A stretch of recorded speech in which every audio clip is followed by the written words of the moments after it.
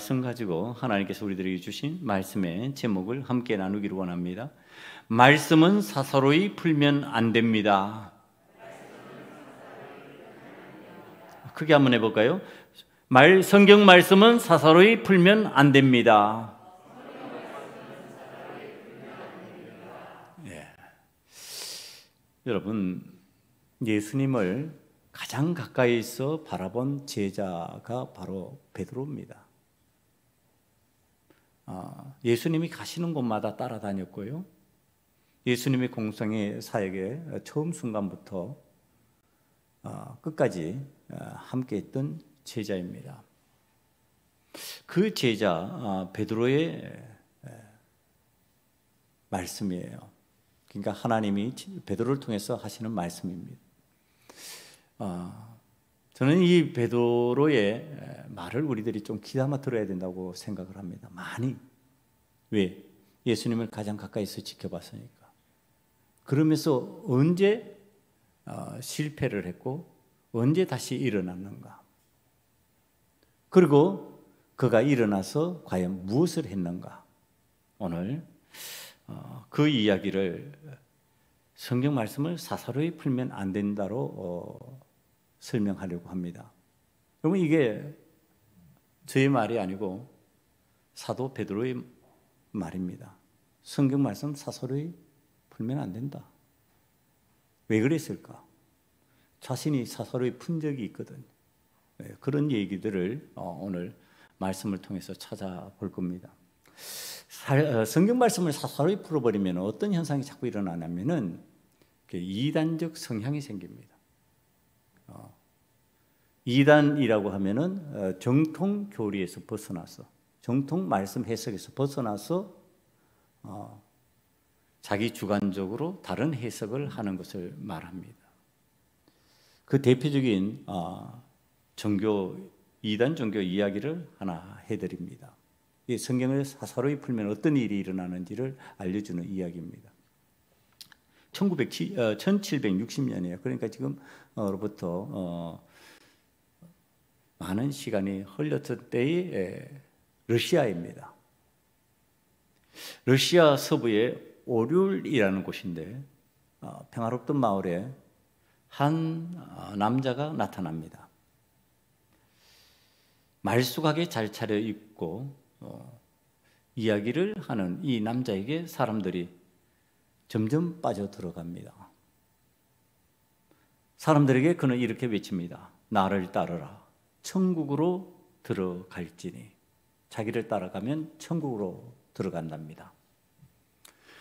이때 러시아는 어떤 삶을 살고 있느냐 하면은요, 귀족들이 착취를 많이 하고, 우리나라도 그렇잖아요. 양반 명문 세도가들이 착취를 해서 못 살게 되는 경우들이 많잖아요.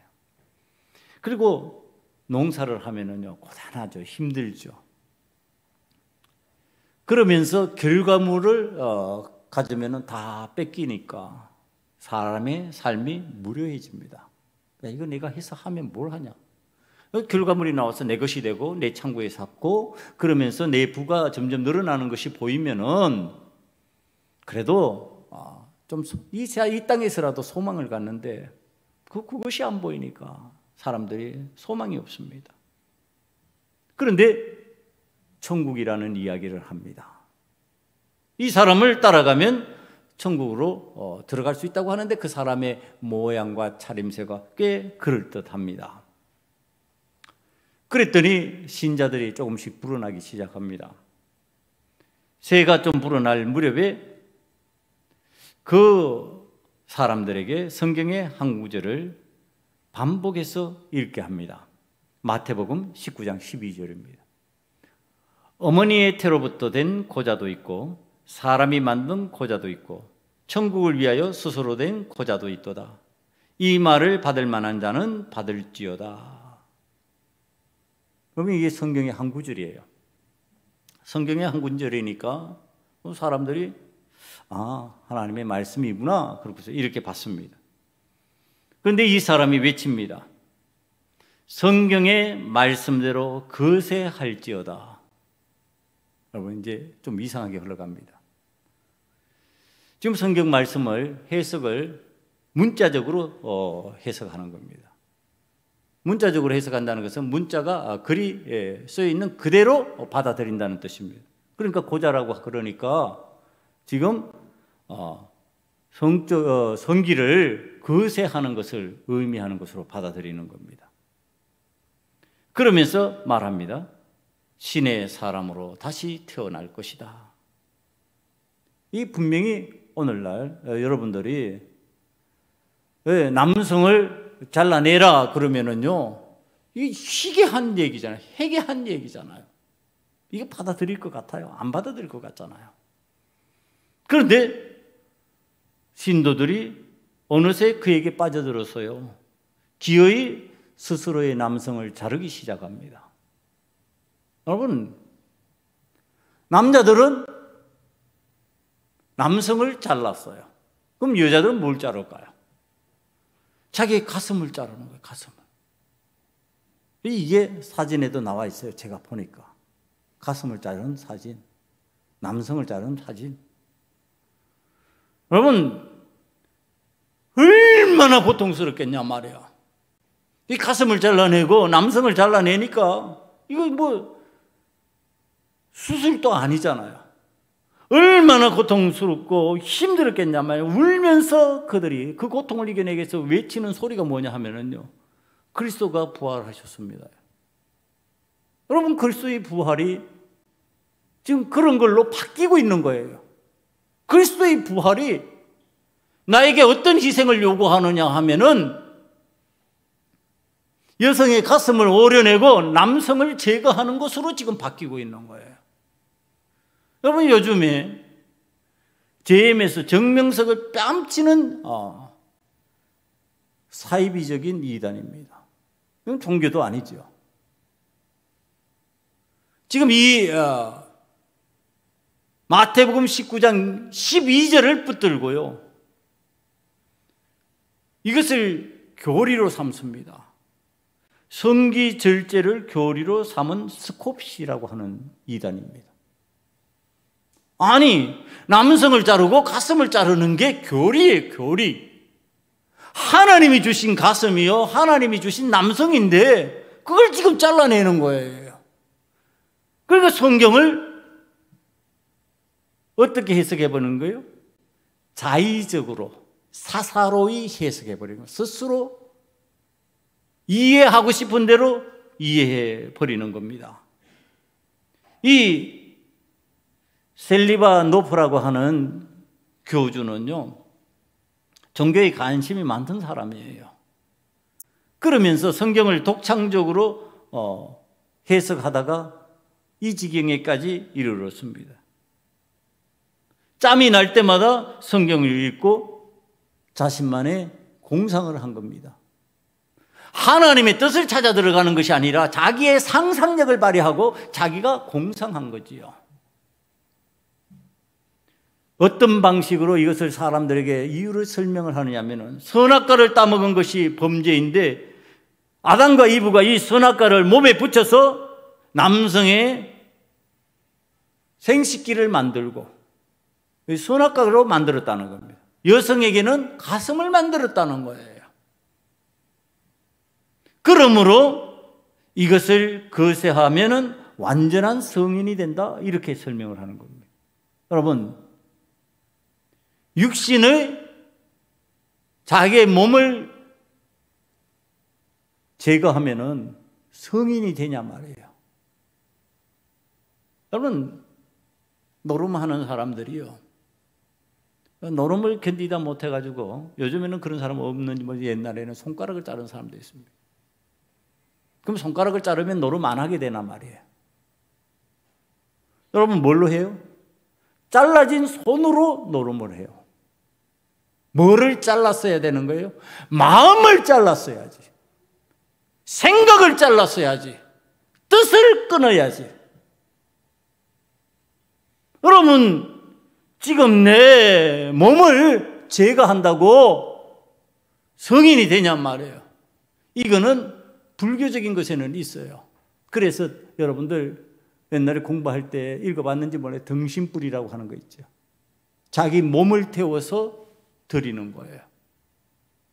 그러나 기독교에는 없는 얘기예요. 그런 방식이 아니에요. 그런 방식으로 몸을 제거하고 태우고 이것이 하나님 앞에서 성인이 되는 방식, 거룩해지는 방식이 아니라는 겁니다. 그런데 뭘 붙들고 해요? 하나님 말씀 붙들고 해요. 마태복음 19장 12절에 있는 말씀, 이거 한 절 붙들고 그거 하나만으로 지금 이런 교리를 만든 겁니다. 여러분, 이 말씀의 의미는 그것도 아니에요. 스스로 고자되었다고 스스로 절제해서 육정을 이겨내고 내가 하나님 앞에서 결혼하지 않고도 혼자서 주를 위해서 헌신할 수 있겠습니다, 이렇게 되는 것을 의미하는 거지 잘라내는 것을 의미하는 게 아니었어요. 그런데 그걸 그렇게 풀어버리고 그렇게 이해를 한 겁니다. 여러분, 이런 방식으로 신앙생활을 하면은 어떻게 되느냐? 성경을 그렇게 자꾸 본다는 얘기를 합니다. 지금 성경을 그렇게 자꾸 보기 시작하면은 내가 해석하고 싶은 대로 내 자의적인 해석을 하는 거예요. 사서로이 풀어버리는 거예요. 그래서 말씀 속으로 들어와라. 말씀이 무엇을 가르치는지를 하나님 앞에서 깨달아. 그것을 하나님 앞에서 우리들이 받아야 된다. 자꾸 강조하는 이유가 그게 있습니다. 여러분, 사사로이라고 하는 이 말은요, 어떤 의미를 갖고 있느냐 하면은, 우리가 지난주에 주인 행세를 하던 청지기의 이야기들을 들었습니다. 이 사사로이는 주인의 뜻하고는 상관없이 누구의 뜻? 청지기인 우리의 뜻을, 내 생각을, 내 마음을 그대로 실행하는 방식을 얘기하는 거예요. 그러니까 이게 가짜 청지기들이에요. 하나님이 원하는 청지기가 아니에요. 하나님의 뜻을 따르는 사람이 하나님의 청지기인데, 하나님의 뜻을 거역하고 자기 하고 싶은 대로 하는 거, 자기가 위임받은 것을 자기 마음대로 행해버리는 청지기, 내 뜻, 내 생각, 내 마음이 더 중요한 사람, 그것을 갖다가 사사로이라고 하는 단어로 바꿀 수가 있습니다. 여러분, 하나님의 말씀을 우리는 사사로이 풀면 안 되는데, 그러니까 청지기가 자기 기분 나는 대로, 자기 뜻대로, 자기 마음대로, 자기가 기분 내키는 대로 행하지 않아야 되는데, 그것을 우리들이 할 때 어떤 일이 일어난다고 사도 베드로가 가르쳐주고 있느냐 하면은, 사도 베드로가 자기 얘기를 하기 시작합니다. 여러분, 이 사도 베드로가요, 3년 동안 주님을 열심히 따라다닌 사람이에요. 주님을 가장 가까이서 지켜본 사람이에요. 변화산에 올라갔을 때 주님이 변화되는 모습을 지켜본 3인의 제자 중에 한 사람이에요. 그러니까 언제나 주님 곁에 있었던 사람이에요. 그래서 수제자라고도 얘기하는 이 제자 베드로가요, 스스로 사사로이 주인 행세하면서 자기 마음대로 하나님의 말씀을, 주님의 말씀을 풀다가 낭패를 당한 경험을 적어놓은 내용이 있습니다. 이 사도 베드로는요, 어느 날 자신이 생각해도 신나는 예수님에 관한 고백을 한 적이 있습니다. 예수님께서 질문을 하셨는데, 어떤 질문을 하셨냐면은 마태복음 16장 15절에 나와 있는 질문입니다. 이르시되 너희는 나를 누구라 하느냐? 그러니까 예수님의 이 질문에 시몬 베드로가 16절에 대답을 합니다. 시몬 베드로가 대답하여 이르되 주는 그리스도시요 살아계신 하나님의 아들이시니이다. 여러분, 이게 놀라운 신앙 고백입니다. 이게 예수님이 가장 듣고 싶어 하셨던 그 고백을 베드로가 정확하게 해내고 있습니다. 자, 이 고백을 하고 난 뒤에 베드로가 자신이 생각해도 참 신통방통한 대답이요. 그 신통방통한 대답에 예수님이 반응하신 것이 또 기가 막힙니다. 그것을 마태복음 16장 17절에서 찾을 수 있습니다. 예수께서 대답하여 이르시되 바요나 시몬아 내가 복이 있도다. 이를 내게 알게 하니는 혈육이 아니요 하늘에 계신 내 아버지시니라. 18절이에요. 또 내가 내게 이르노니 너는 베드로라. 내가 이 반석 위에 내 교회를 세우리니 음부의 권세가 이기지 못하리라. 19절 내가 천국 열쇠를 내게 주리니 내가 땅에서 무엇이든지 매면 하늘에서도 매일 것이요 내가 땅에서 무엇이든지 풀면 하늘에서도 풀리리라 하시고. 이게 뭐냐 하면은요, 지금 사도 베드로가 주는 그리스도시요 살아계신 하나님의 아들이라고 하는 이 신앙 고백 위에 이런 역사가 나타날 것이라고 하는 것을 갖다가 예수님이 복으로 베드로에게 알려주시는 내용이에요. 지금 내가 생각해도 참 신통방통한 대답을 했어요.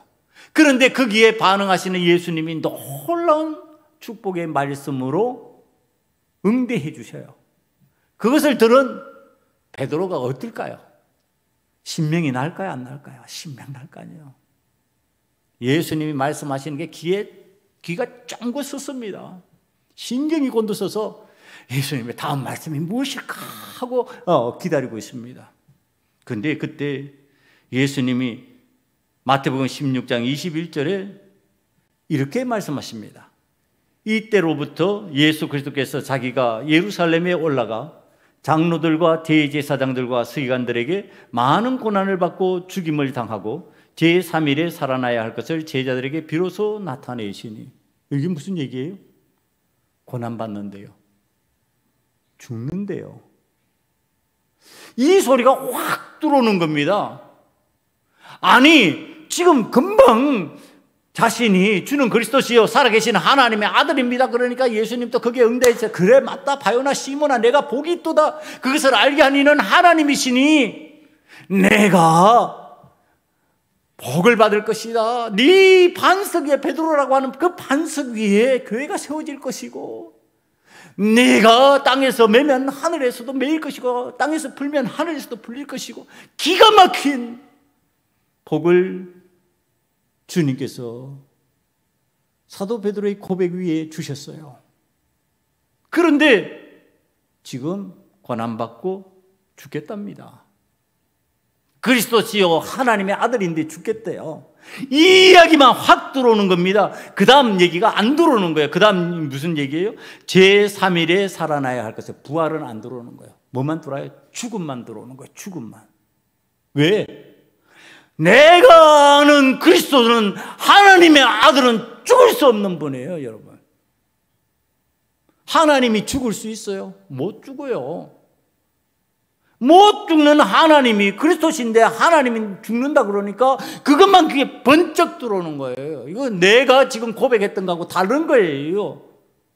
거기에 복을 주셨는데, 아니 그 고백 위에 복을 내려주셨는데 지금 다른 말씀 하시면 어떡하냔 말이에요. 여러분, 하나님이 죽을 수 없으니까 인간의 몸을 입고 이 땅에 오신 그 의미 속으로 들어가야 되는데 그 말씀 속으로는 못 들어가는 거예요. 그러니까 그 다음에 하나님이시기 때문에 뭐가 일어나는 거예요? 부활이 일어나는 거예요. 부활. 몸을 입고 온 인간의 몸을 입고 오신 주님께서 십자가 위에 죽으시고 고난받고 죽으시고 그 다음에 부활 3일 만에 부활하겠다. 뭐야? 하나님 되심으로 부활하시는 거예요. 인간의 능력으로 부활하는 게 아니에요. 그건. 그러니까 그게 들어와야 되는데 그건 지금 안 들어와. 베드로가. 왜? 자기가 고백한 거하고 지금 다르다고 느꼈기 때문에요. 그래서 베드로는 지금 힘을 좀 받은 상황이잖아요. 자기 고백도 참 내가 해도 봐도 신통방통한 고백했고 예수님이 지금 칭찬까지 해주셨고 거기에 복을 내려주셨으니까 그것에 힘입어서 베드로가 자신의 기분대로, 자신의 뜻대로, 자신의 마음, 자신의 생각대로 말하기 시작합니다. 그게 마태복음 16장 22절에서 23절에 등장합니다.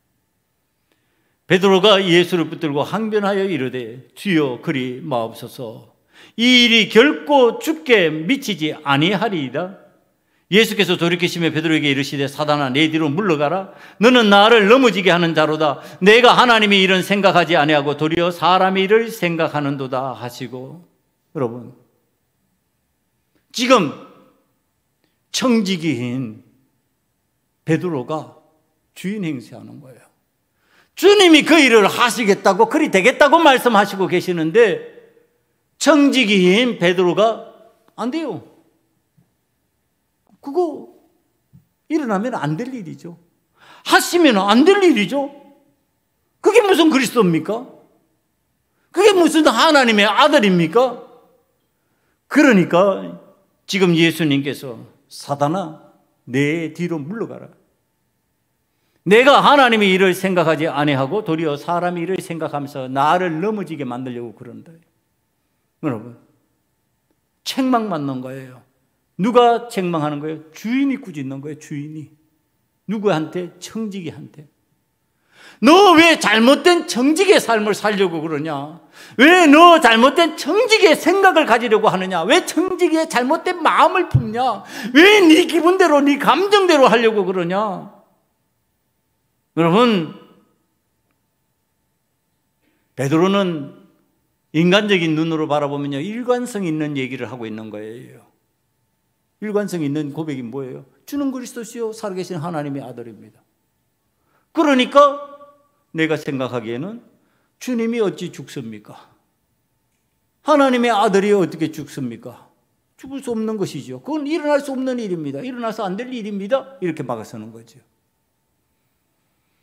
여러분, 우리들이 신앙생활을 하면서 이런 논리적 모순에 빠질 때가 많다라고 하는 사실을 잊어서는 안 된다고 하는 사실이에요. 어머나 하나님 앞에서 우리 신앙생활 하는데 주님이 어찌 그 일을 하십니까? 아니, 주님이 하시겠다는데, 주님이 하시겠다는 그 일을 갖다가 내가 생각하는데 어떻게 주님이 그 일을 일으키실 수가 있습니까? 어떻게 주님께서 사랑하는 자를 그렇게 죽일 수가 있습니까? 어떻게 하나님이 우리를 사랑하신다 그러면서 풀무불 속에다가 던질 수가 있습니까? 어떻게 하나님께서 우리를 사랑하신다 그러면서 사자굴 속에 던질 수가 있습니까? 여러분, 우리가 신앙생활을 자꾸 그런 방식으로 하려고 그런단 말이에요. 아니, 하나님께서 던져야 되겠다고 그러면 던져야 됩니까? 그러면 순종해야지요. 그거 내가 감당하게 만들어 주십시오. 내가 그 일을 잘하게 만들어 주십시오. 내가 사자굴에 들어가셔서 거기서 하나님의 영광을 드러내게 만들어 주세요. 내가 불문불 속에 들어간다 할지라도 거기에서 하나님의 영광을 드러내게 해 주십시오. 이게 청지기의 자세지요. 그런데 어떻게 불문 속에 넣을 수가 있습니까? 안 되죠. 어떻게 사자굴에 넣을 수가 있습니까? 안 되죠. 어떻게 나에게 고난이 찾아올 수 있습니까? 안 되죠. 어떻게 나에게 힘든 일이 생길 수 있습니까? 안 되지요. 지금 그 얘기하고 있는 거죠.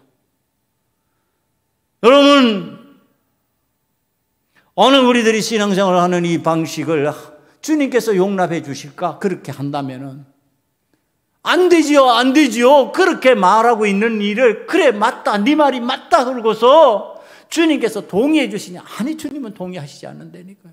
너는 나를 넘어지게 하려고 만드는데, 넘어지게 만들려고 하는 자다. 너는 하나님의 뜻을 생각하지 아니하고 네 생각만 하는구나.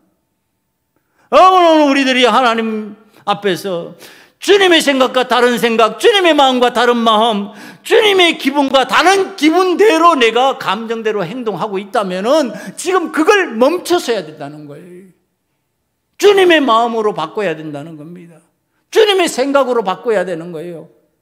내 기분이 아니라 주님의 기분을 따라서 주님이 원하시는 것을 따라서 지금 하는 사람으로 바꿔야 된다. 여러분, 지금 사도 베드로가요, 주님의 말씀을 사서로이 풀어버렸어요. 인간적으로 생각할 때 그건 안 되는 일이에요.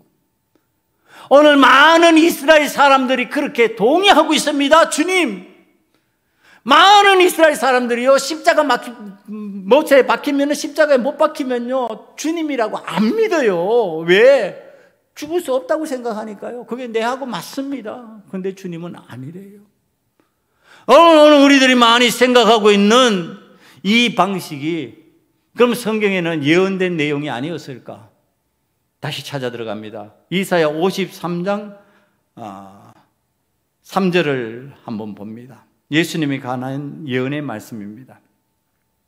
그는 멸시를 받아 사람들에게 버림받았으며 강고를 많이 겪었으며 질고를 아는 자라 마치 사람들이 그에게서 얼굴을 가리는 것 같이 멸시를 당하였고 우리도 그를 귀히 여기지 아니하였도다. 그는 실로 우리의 질고를 지고 우리의 슬픔을 당하였거늘 우리는 생각하기를 그는 징벌을 받아 하나님께 맞으며 고난을 당한다 하였노라. 그가 찔림은 우리의 허물 때문이요 그가 상함은 우리의 죄악 때문이라. 그가 징계를 받음으로 우리는 평화를 누리고 그가 채찍에 맞음으로 우리는 나음을 받았도다. 여러분, 말씀에 있는데요, 말씀에 있는 것을 주님께서 얘기하고 계시는 거예요. 내가 고난당할 것이다, 내가 죽을 것이다, 그러나 3일 만에 부활할 것이다. 지금 그 말씀대로 하고 있는데 베드로는 죽음에 관한 생각을 자신의 생각대로, 자신의 뜻대로 바라보고 있는 거예요. 여러분, 신앙인이 이전에 체험한 경험만으로 오늘 하나님의 말씀을 받는 상황으로 자꾸 가면요, 그것이 내 경험 안에서만 이해가 되는 거예요. 말씀 속으로 들어가야 돼요. 말씀이 가르치는 것을 받아들이고 아멘 해야지 내 경험이 깨어지는 거예요. 내 체험을 뛰어넘는 신앙인이 되는 거예요. 사랑하는 성도 여러분, 여러분들의 경험과 체험을 뛰어넘는 신앙인이 되시기를 간절히 축원합니다. 여러분들의 경험, 체험은요, 너무나도 작은 거예요. 보잘것없는 거예요. 이 사도 베드로는요, 너무나도 많은 체험이 있어요. 그런데 그것조차도 주님은 깨트리시려고 지금 그러시는 거예요. 그거 아니야. 그런 체험, 그런 경험 가지고 얘기하지 마라. 그것 가지고 네가 주인처럼 말하고 행동하지 마라. 여러분, 이때 사도 베드로가 깨닫고 하나님 앞에, 주님 앞에서 무릎을 꿇었으면요, 주님, 내가 미련하였습니다 이랬으면요, 십자가 앞에서 배신 안 했을 거예요. 그러나 여전히 그의 마음은 어떤 마음이었어요? 내가 옳은데, 내 생각이 맞는데, 회개하는 모습이 등장하지 않아요. 그 마음 그대로 품고 십자가 사건으로 넘어가 버립니다. 그때에 제자 베드로는요, 예수님을 부인해 버리는 거예요. 왜? 죽음을 부인하는 얘기를 했으니까. 그게 아니라고 생각하고 있으니까. 그게 아닌 게 내 마음이니까 지금 그거 아니라고 그러는 거예요. 여러분, 그러나 이 제자 베드로가요, 예수님을 다시 만나요. 부활의 주님을 다시 만나잖아요. 그리고 부활의 주님을 만난 후에 3일 후에 산다라고 한 그것이 받아들여진 거예요. 사는 게 있었구나. 이게 하나님의 능력이구나. 이것이 하나님이구나. 죽는 것은 사람이고 사람이 육신을 입은 몸이고 부활은 하나님의 능력이구나. 이것이 하나님의 은혜인데 내가 죽음만 생각했구나. 내가 부활을 생각하지 못했구나. 이걸 깨달은 거예요. 이걸 깨달은 이 베드로가 이제 이 안타까운 상황을 성도들에게 전달하는 내용입니다. 이 상황을 알려주고 싶은데, 이런 믿음을 알려주고 싶은데, 이런 실패를 하지 말라고 권면하고 싶은데 성도들이 그걸 잘 못 깨달을 것 같으니까 오늘 베드로 후서 1장 13절 14절에 그렇게 말한 거예요. 나 죽을 날이 가까웠어. 나도 나의 장막을 벗어날 것이 임박한 줄을 안다. 나 살아있는 동안에 너희를 일깨워 생각함이 옳은 줄 안다. 나 죽을 거야. 나 이 장막을 떠날 거야. 이제 주님이 말씀하신 대로 이제 나는 갈 수밖에 없어. 그런데 너희들 예수 믿는 방식, 내가 실수했던 사사로이 푸는 방식으로 풀지 마라. 그렇게 예수 믿는 거 아니야. 지금 그 얘기하는 거예요. 여러분, 내가 떠난 후에라도 어느 때나 이런 것을 생각나게 하려 하노라. 그렇게 사도 베드로가 말합니다. 여러분, 내가 말한 이 말이 좀 생각나게 만들려고 그런다. 그러면 사도 베드로가 얼마나 다급할까요? 얼마나 안타까울까요? 자신은 이제 죽을 수밖에 없고 떠나갈 수밖에 없는데 권면하는 사람이 옆에서 없으면 그가 어떻게 할까? 지금 그것을 알려주고 있는 거예요. 여러분, 사도 베드로는 분명히 부활의 능력을 체험한 사람입니다. 부활의 주님을 봤습니다. 죄 없음에도 불구하고 죄인을 위하여 죽으신 죄인들의 죄를 사하시는 능력을 봤습니다. 그리고 부활의 은혜로 주님 앞에서 산 자가 되는 나의 모습을 지금 베드로가 투영해서 깨닫고 있습니다. 아, 주님이 부활하시니까 나도 부활할 수 있겠구나. 나도 죽음으로 끝나는 사람이 아니구나. 나는 육신의 몸을 입고 있으니까 죽음이 찾아올지 몰라도 하나님의 능력으로 다시 살아나는구나. 여러분, 이걸 다시 설명하는 부분이 뭐냐 하면은요, 베드로의 이 놀라운 신앙적 체험을 변화산 체험으로 이제 설명하고 있습니다. 여러분, 그 거룩한 산 이렇게 나와 있죠. 이게 변화산이에요. 변화된 산이라고 그래서 변화산이라고 그러는데, 지금 변화산에 예수님과 모세와 엘리야가 함께 이야기하는 것을 보았습니다. 그런데 엘리야는 지금 이스라엘 모든 존경하던 예언자잖아요. 예언자의 대명사예요. 모세는 율법을 이스라엘에 준 율법의 대명사예요. 하나님의 법을 이스라엘에게 전달해 준 사람이에요. 그러니까 엘리야와 모세가 예수님과 더불어서 말씀을 나누는 변화산의 그 광경을 본 내용입니다. 마가복음 9장 2절로 넘어갑니다.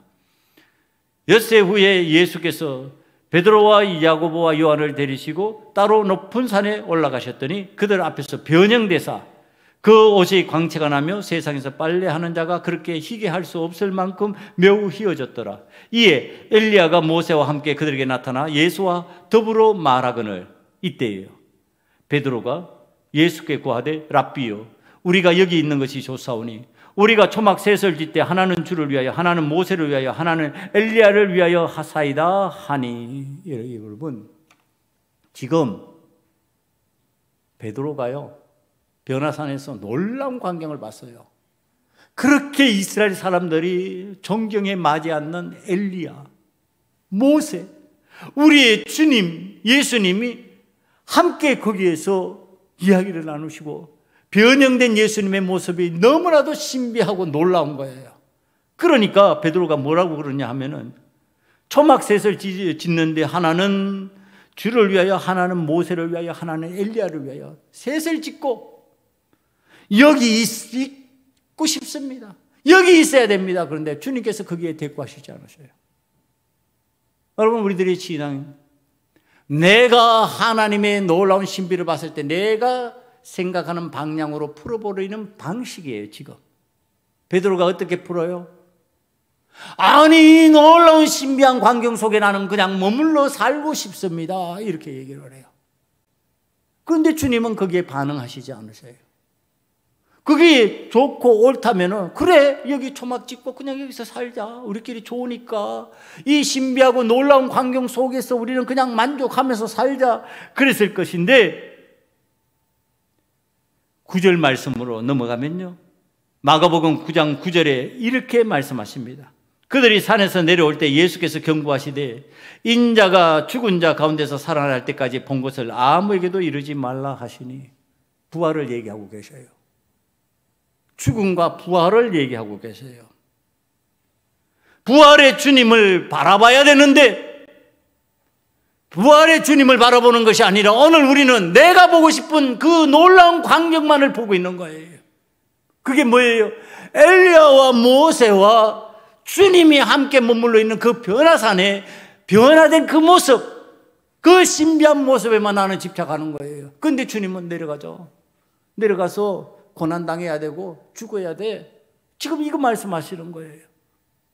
그게 우리에게 뭘 가르쳐 주냔 말이에요. 베드로에게 뭘 가르쳐 주고 있냐고요. 여러분, 베드로에게요 가르쳐 주는 것은 너 이제 내려가서 죽음과 부활의 증인이 되어야 돼.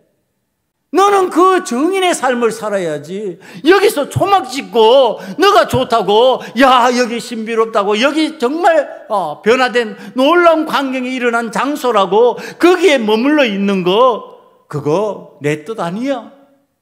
여러분, 오늘 우리들이 사사로이 풀어버리면, 그런데 어디에 머물러요? 변화산에 머물러요. 변화산에 머무는 것이 좋은 신앙이라고 착각해요. 변화산에 머물러서 거기에서 사는 것이 행복한 그리스도인인 줄 아는 거예요. 그런데 주님은 뭐라고 말씀하셨죠? 아니, 내려가자. 내려가서 나는 고난을 당해야 되고, 나는 십자가 위에서 죽어야 되고, 그리고 무덤에서 3일 만에 부활할 거야. 너는 이제 그의 정인이 돼야 돼. 그것의 정인이 되는 삶이 너의 삶이야. 주님이 말씀하시는 뜻하고 베드로가 생각하는 뜻하고는요, 달라요. 완전히 달라요. 오늘 우리들은 신앙생활을 어떻게 자꾸 하고 싶으냐면요, 우리가 살아가야 삶의 현장을 회피하고 싶은 마음이 많은 거예요. 왜? 거기에 내려가면 힘들고 어려운 일이 많거든. 무슨 일이 일어나요? 고난당하는 일이 일어나요. 고통스러워요. 세상을 사는 것이 쉽지 않은 거예요. 그러니까 피하고 싶어. 피하고 싶은 곳이 어디예요? 변화산이에요. 변화산, 거기에서 무슨 일이 일어나요? 엘리야가 있고 모세가 있고 주님이 있고, 변화된 주님의 모습이 너무나도 신비롭고 좋기만 해. 거기에는 세상 문제 다 잊어버릴 것 같아. 여러분, 그게 기독교 방식이냔 말이야. 그거는 절에서 스님이 하는 거지. 절에서 스님이 산에서 도 닦고 거기에서 혼자 만족하는 거지. 우리가 언제 그렇게 살라고 주님께서 말씀하시고 우리들에게 가르치시냔 말이에요.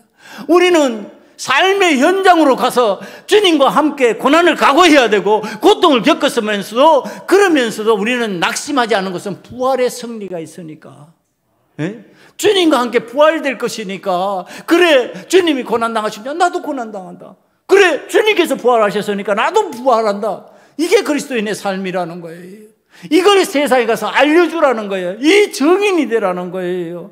여러분, 오늘 그래서 베드로는 이 예언을 어둠에 비추는 등불로 얘기하고 있는 거예요. 자, 너희들에게 예언이 전해지는데 이 어둠을 밝히는 등불처럼 그 말씀을 받아들여라. 샛별이 예수 그리스도이시잖아요. 이 샛별 대신 예수 그리스도께서 또 오시는 날에 너희들이 그것을 밝히 보면서 주님의 재림 신앙을 온 세상에 알려야 될 것이다. 여러분, 오늘날 신앙생활을 하는 많은 사람들에게 사라진 것이 있어요.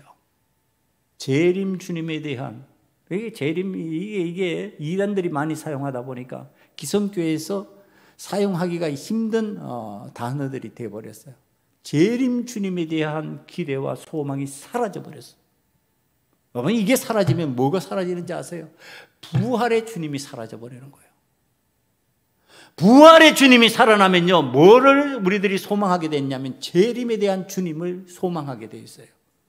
부활하신 주님이 다시 내 삶 속에 찾아오는 거예요. 재림하는 게, 물론 온 세상적인 재림도 의미하지만은 내 개인적인 재림도요, 부활하신 주님이 계셔야만 내 삶에 찾아오시는 재림주를 만나는 거예요. 그게 사라져버리는 거예요. 여러분, 이게 무서운 거예요. 이단이 그렇게 만들어가는 거예요. 오늘 부활의 주님을 우리들이 맞이하기 위해서 오늘 우리들의 삶이 하나님 앞에서 어떤 신앙으로 하나님 앞에서 남아있어야 되냔 말이에요. 그래도 여전히 변화산이 좋소이다.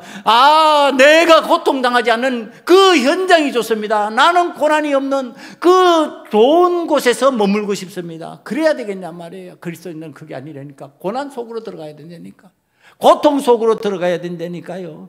힘들어도 어려워도 주님과 함께 당하는 고난이라면 난 감당하겠습니다 하고, 내 죄로 인한 고난이 아니고 내 어리석음으로 인한 고난이 아니고 주님을 믿는 믿음 속에서 일어나는 그 고난 속으로 들어가야지. 거기에서 무엇이 일어난다고요? 무덤에서의 부활이 일어난다고요. 여러분, 그 신앙이 우리에게 있어야지. 세상 사람들이 그걸 두려워하는 거예요. 저들은 어떤 저런 고통 속에도, 어떤 저런 고난 속에서도 저렇게 소망이 넘치고 저렇게 활력이 넘치고 저렇게 낙심하지 않고 살아갈 수 있는가? 그것을 신기하게 여기는 거예요. 그때 복음이 전해지는 거예요. 나에게는 부활신앙이 있다고. 나는 포기하지 않는다고. 나는 내 속에 부활하신 주님이 나를 찾아오셨기 때문에 나는 그 주님과 함께 살 수 있다고. 그래서 나는 소망이 있고 나는 항상 이겨낼 수 있다고. 이게 주님의 뜻이에요. 사랑하는 성도 여러분, 오늘도 우리들은 하나님 앞에서 부활의 주님을 만나 거듭난 신앙인으로서 재림의 주님을 다시 내 마음속에 소망하고 기대하지 않는다면 우리는 이 세상을 살아갈 때 편한 곳 찾아요. 쉬운 곳 자꾸 찾아요. 고난한테 왜? 이 부활의 주님을 못 만났으니까 고난당하는 게 두렵거든. 죽을까 봐 겁나거든. 여러분, 우리는 하나님 앞에서 죽음을 이겨내는 부활 신앙인이에요. 부활 신앙인으로 주님 앞에서 우리는 재림의 주님을 사모하는 자요. 이 땅에, 이 세상에서 끝장나는 게 아니라 영원한 하나님의 나라를 소망할 수 있는 하나님의 사람으로 살아갈 수 있는 길이 열려 있다. 그런데 이것을 사사로이 풀어버리면 부활 신앙을 다 막아버려요. 왜? 죽으면 안 된다고 자꾸 막는 나의 해석이 나오기 때문에, 내 인간적인 해석이 나오기 때문에, 내가 좋아하고 내가 편한 해석이 자꾸 되잖아요. 그게 어떤 해석이에요? 내가 살아야 되겠다는 해석이거든. 부활신앙이 없으면 고난 피하고 싶어요. 고통 피하고 싶어요. 그러니까 고난 피하고 고통 피하는 일만 자꾸 찾아가는 거예요. 여러분, 이단이 찾아 들어가는 곳에는요, 어떤 현상들이 일어나느냐 하면은 고난과 고통을 피하는 것처럼 자꾸 얘기를 합니다. 실제로는 그들의 삶의 모습이 고난스럽고 고통스러운 것인데 그걸 그렇게 표현 안 한다니까요. 그걸 천국으로 표현한다니까요. 그걸 천국처럼 알려준다니까요. 그래서 여러분, 정명석이 하는 거 보세요. JMS가 하는 거. 세상에서 호기심 많은 젊은이들이 즐길 수 있는 것들을 원통 다 펼쳐놓고 있어요. 거기에 무슨 고난이 있어요? 고통이 있어요? 그런 거 없어요.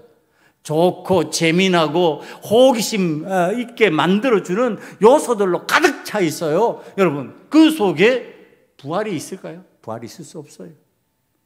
오늘 진정한 그리스도인들이라면 힘들고 어려운 일을 찾아 들어가는 그 현장에서 부활의 역사는 나타난다고 하는 사실을 체험할 수 있다고 하는 사실. 그래서 사사로이 좀 풀지 말아라. 말씀을 내가 해석하고 싶은 대로 해석하지 말아라. 말씀은 내가 해석하고 싶은 대로 해석하고 받아들이면은 그런 쪽으로 간다는 거예요. 자꾸 고난을 피하고 고통을 피하고 십자가 없는 쪽으로 간다. 그러나 주님의 뜻대로 말씀을 해석하면은 고난이 있고 고통이 있고 죽음이 있어도 부활이 있다라고 하는 쪽으로 가게 돼 있다. 그렇게 갈 때 우리는 말씀을 제대로 아멘할 수 있고 그 신앙으로 재림의 주님을 소망하면서 언제나 소망 가운데서 신앙생활할 수 있는 하나님의 자녀가 될 수 있다고 하는 사실을 저와 여러분이 믿음으로 받아들일 수 있기를 간절히 축원합니다. 이 시간에 기도하겠습니다. 성경 말씀을 사소리 해석하지 않고 적용하지 않게 만들어 주옵소서. 성경 말씀을 주님의 뜻대로 깨닫고 성령 충만으로 그리스도의 증인되는 삶을 살게 하시옵소서. 성경 말씀을 사사로이 해석하는 나의 삶의 모습이 고통을, 고난을 외면하는 자의 삶의 모습으로 나타나는 것 하나님 벗어나게 만들어 주시옵소서. 이 시간에 다 같이 통성으로 기도드리겠습니다. 아버지 하나님이여, 성경 말씀을 사소리 해석하고 적용하지 않게 만들어 주시옵소서. 성경 말씀을 주님의 뜻대로 깨닫고 성령 충만한 그리스도인의 삶으로 나아가게 만들어 주시옵소서. 아버지 하나님의 하나님께서 아버지면 우리들에게 허락하신 일이라면 어떤 고난이라도 어떤 고통이라도 십자가 위에서 아버지면 승리하는 자가 되기를 원합니다. 아버지 하나님, 십자가 위에서 아버지 하나님 죽음을 각오하고 해서라도 무덤에서 부활하는 부활신앙으로 거듭나기를 원하며 그 부활신앙을 가지고 아버지 하나님의 재림의 주를 소망하는 자가 되기를 원하오니 우리 소금언약교회는 재림의 주님을 소망하는 믿음 부활신앙으로 가득 차게 만들어 주시옵소서. 우리 소금언약교회는 하나님의 은혜로 부활신앙인들이 되기를 원합니다. 부활하기 위해서 무덤에서 승리하는 자가 되어야 되겠사오니 무덤에 이르기까지 죽음을 각오하고 고난과 고통 속에서라도 주님의 뜻이라면 외면하지 않는 자가 되기를 원합니다. 아버지 하나님을 섬기고 주의 뜻대로 살아가는 것이 고난이요 고통이라 할지라도 우리는 믿음으로 감당하여 부활의 승리를 맛보기를 원하오니 하나님의 자녀들에게 소금된 고난과 고통을 체험하는 자가 다 되게 만들어 주시옵시며 아버지 하나님께서 기뻐 받으시는 아름다운 열매로 부활하게 만들어 주시옵소서. 예수님 이름으로 감사하며 기도드리옵나이다. 아멘.